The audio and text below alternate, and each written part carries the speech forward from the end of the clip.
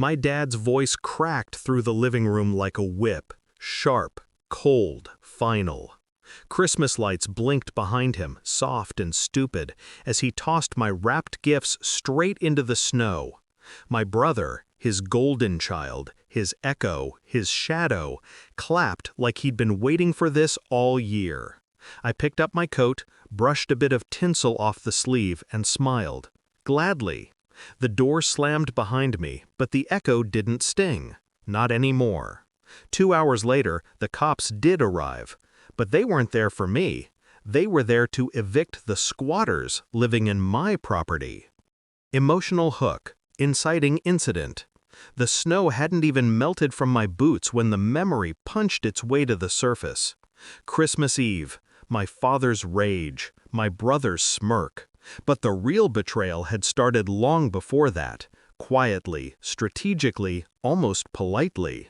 And maybe that was why my revenge had to be the opposite. Precise, surgical, final. Backstory setup. The relationship. There was a time I thought my father loved me, or at least tolerated me. I used to mistake silence for peace. Used to think if I worked hard enough, he'd eventually see me. But my brother always knew how to fill a room. He was loud where I was steady, reckless where I was disciplined. My dad called him spirited. I called him predictable. When I bought the small rental house downtown, my first real investment, Dad congratulated me with a pat on the back. My brother congratulated me by immediately asking if he could crash there for a few weeks. I said no. He heard maybe. My father heard ungrateful. Discovery of betrayal. The betrayal came slow, like the drip of a faucet I didn't realize was flooding the floor. It started with neighbors mentioning your dad fixing things at your place. Then my mail started getting accidentally forwarded there. I went to check on the property. I walked in to find my dad sitting on my couch and my brother playing video games on my TV. Boxes everywhere. Their clothes hung in my closets.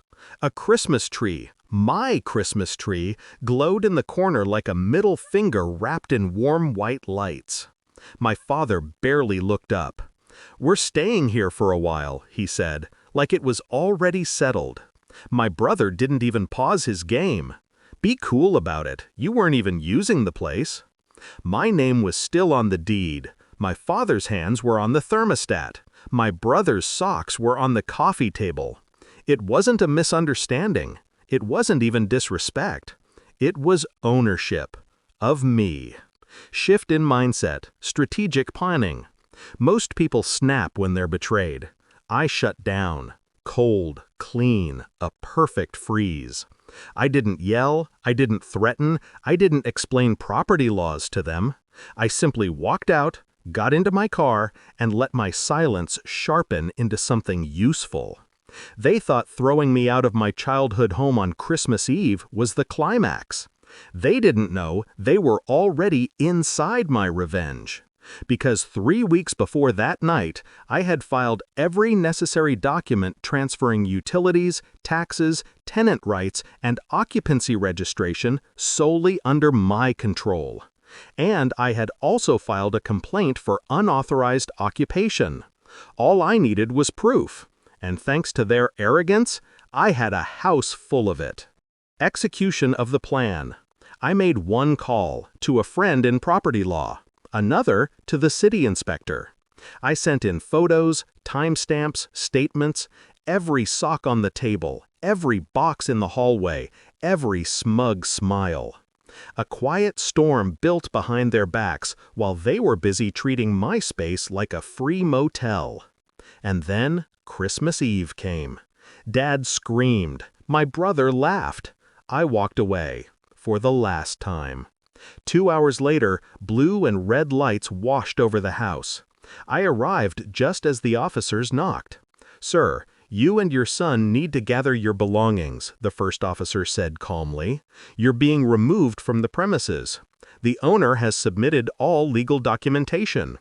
My father blinked, slow and confused. "The owner?" he echoed, like the word tasted wrong in his mouth. I stepped forward. That would be me. My brother stood frozen in the doorway, controller still in his hand. Climax and confrontation. My father tried everything: anger, guilt, the classic "we're family."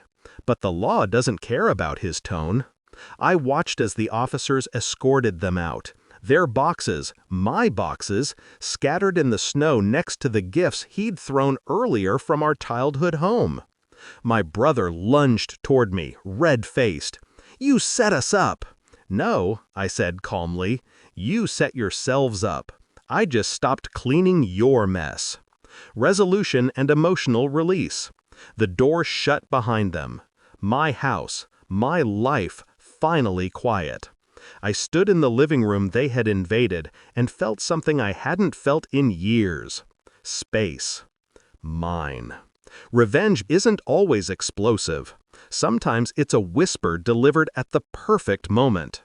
And as the last police car pulled away, I realized something. I didn't ruin Christmas. I simply returned the gifts to their rightful owner. Me.